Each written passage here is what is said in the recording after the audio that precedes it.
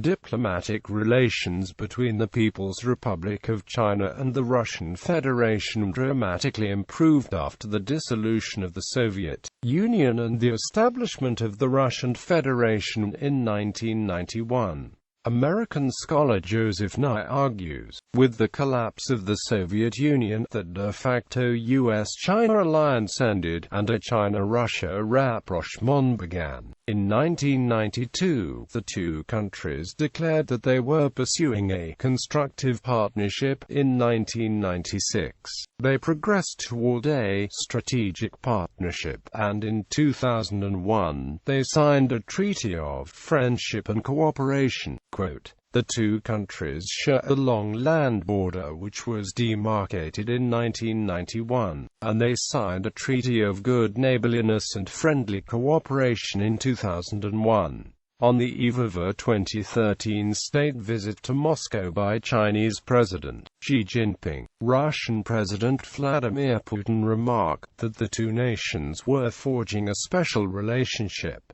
Country comparison. Leaders of the People's Republic of China and the Russian Federation since 1991. History. China and the USSR were at swords' point after the Sino-Soviet split in 1961. They were competing for control of the worldwide communist movement. There was a serious possibility of a major war in the early 1960s. A brief border war took place in 1969.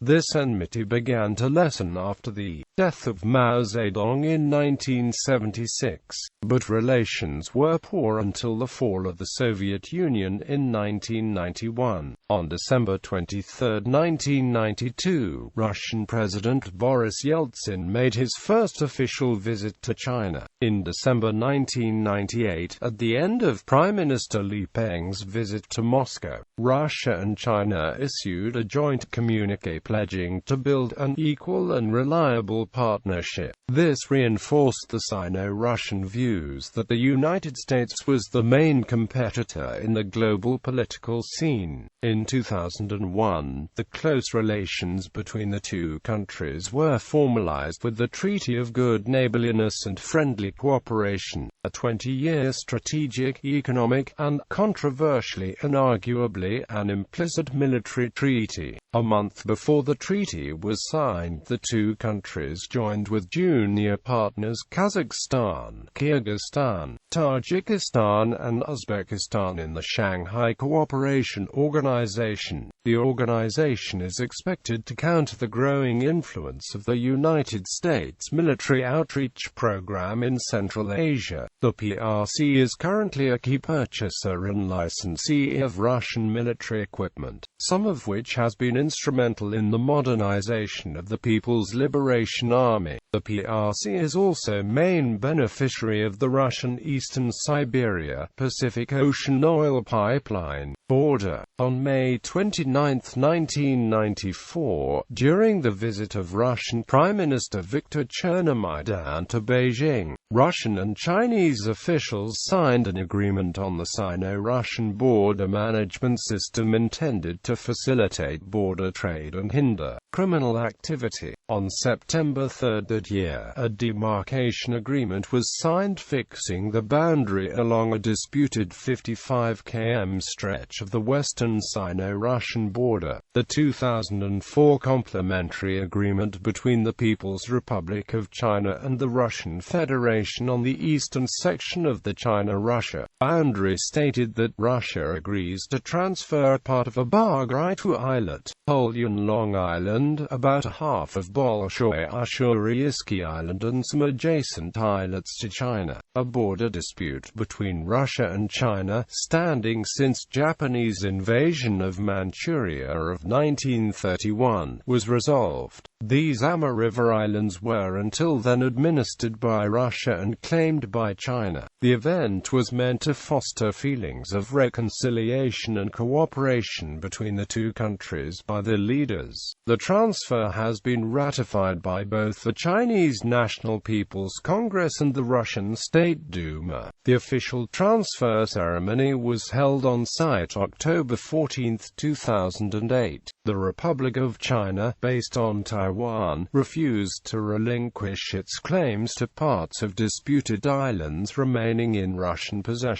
Economic relations. Most of Russia's exports to China are from the mining and petrochemicals sector.